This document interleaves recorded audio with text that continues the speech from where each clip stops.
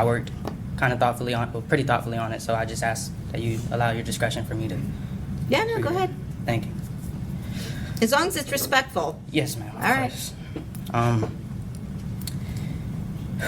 Here we are, being sentenced for the murder of Charles Jones on the day he was killed 2 years later.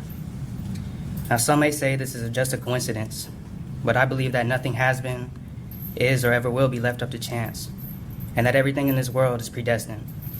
And there are many biblical promises of that belief holding true.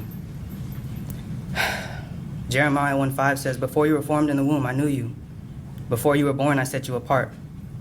Jeremiah 29:11 says, "I know the plans I have for you, plans for good and not for disaster." And Romans 8:28 says, "We know all things work together for good to those who love God and are called to his purpose." And there are many more just like them. God has full sovereignty over our lives. He chooses our times of peace and prosperity, our times of joy and laughter. But he also chooses our traumas and our tribulations, not to punish and tear us apart, but to strengthen our character and our faith. Everyone wonders how and why I ended up in a situation like this, despite growing up with a loving family, nice home, multiple opportunities, and promising potential. Some act as if it impossible or unheard of for someone like me to find themselves in a situation like this. But in reality, it is much more common than we think, and has been happening long before today. There is a parable Jesus shared with the world called the prodigal son, a son who had the nice home, loving family, servants. He had his every need catered to. Yet he still chose to take his inheritance and venture off to a far country where he indulged in prodigal living. He soon ran out of money, and a famine had struck the land he was in. And while that would have been enough signs for most to turn back, his eyes still hadn't opened. What he's basically doing is pleading for, it's hard to talk about because he took the life of somebody else, right? And so he's pleading for mercy with the judge. And the judge ultimately, because I already know what happened, and I'm just kind of going through the process of what happened. I am familiar with the news reports that the judge sentenced all of these guys. All of these guys got life in prison. Every last one of them, they were all tried together.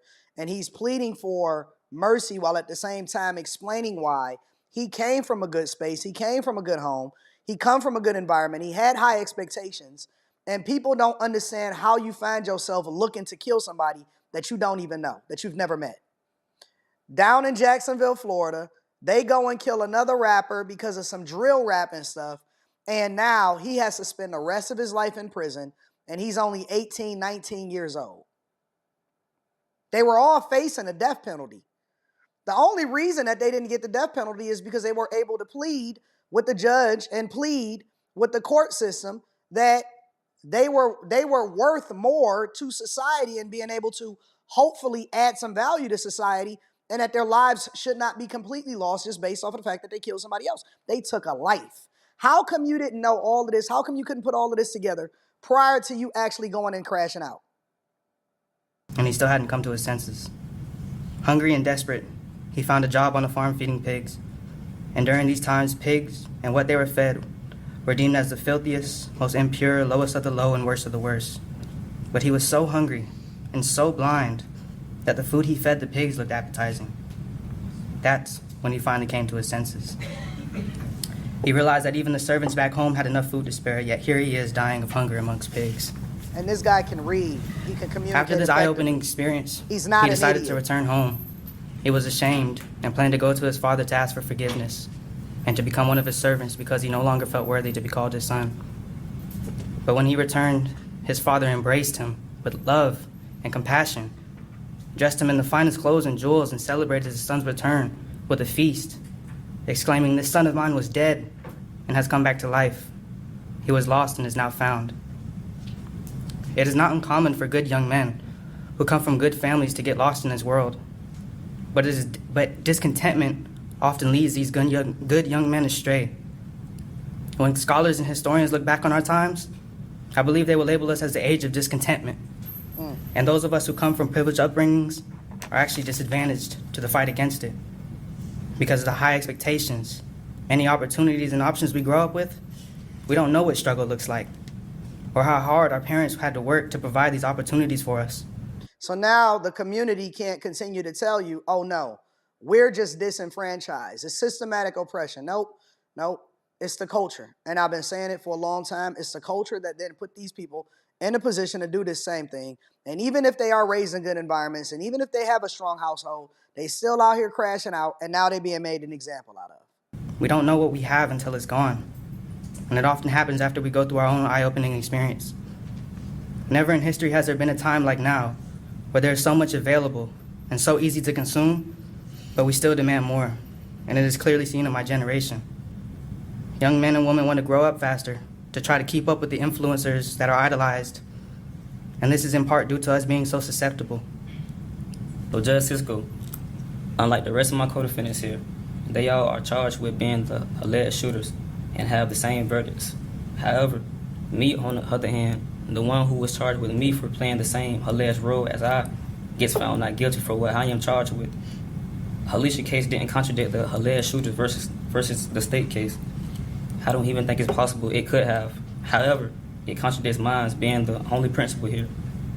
He, on the other hand, also kind of pleaded for mercy, while at the same time throwing his co-defendants, because, remember, we were supposed to be under the no snitching rule, but he's throwing his co-defendants under the bus and throwing his girl under the bus and saying, why ain't she getting the same sentences, and how come she was able to be tried individually instead of me being tried along with the rest of these guys, and I'm not supposed to be here?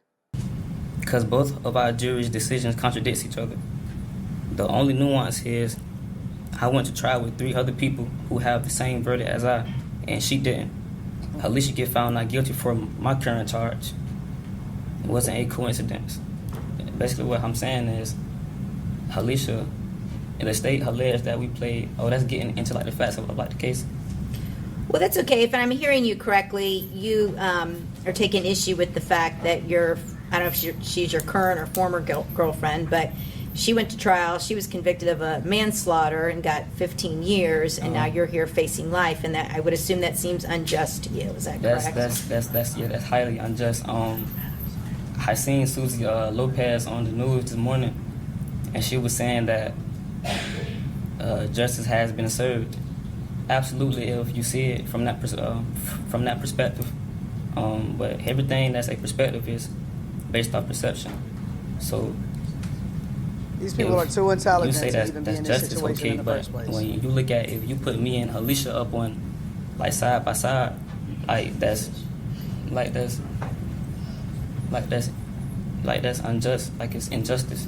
It doesn't make sense. It's contrary to my verdict. Her jury made their decision. Our jury made their decision, but it contradicts both of our verdicts. The only difference is I went to trial with my co-defendants and she went to trial by herself. So I feel personally I got guilt more so by association than participation. That's all I really wanted to say, Judge. Sorry, because this is way more harder than I anticipated. But that's all I think. Sure, sure. And you probably know when Miss Andrews went to trial, she basically pinned it all on you. Absolutely. Yeah, I know. When, as I sit with my lawyer, he's very, he's probably shivering over there because he don't know what I'm gonna say out my mouth. Right. He's very concerned. Yeah, definitely. A lot of people don't know, but before you go to trial, you try to be optimistic, but everything is done strategically. So how the lawyers optimize what they're going to say or what they're going to do, they do it with the client. I'm not saying what she's saying was wrong or not wrong, or what he wanted her to say or what she said, but that's all though. I want to say something to Jacksonville though too. So to my city, man, it ain't worth it, boy. It ain't worth it. Me being a rapper from my city and Foolio being a rapper from our city, it ain't worth it. All right. So, Mr. Chance, I'm going to start first. I'm going to adjudicate you guilty. Count 1, sentence you to mandatory life without the possibility of parole.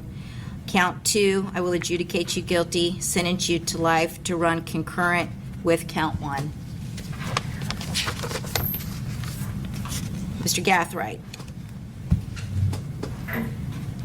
On count one, I will adjudicate you guilty, sentence you to life without the possibility of parole. You also have a 20-year minimum mandatory sentence. On count two, the conspiracy, I will sentence you to 30 years in prison to run concurrent.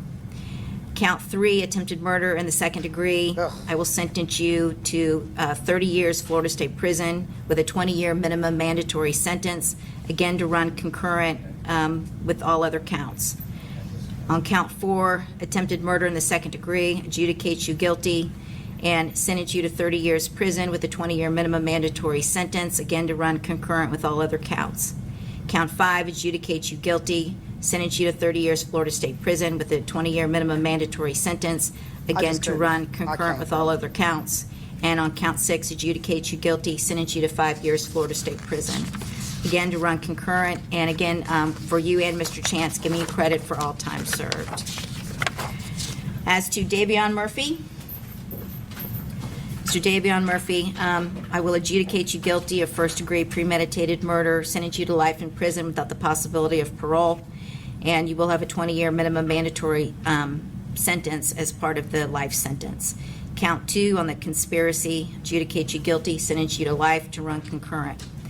On the attempted murders, counts 3, 4, This and is 5, I will crazy. adjudicate you guilty of each of those, sentence you to life in prison with a 20-year minimum mandatory sentence on each, again to run concurrent with all of the other counts, and again giving you credit for all time served.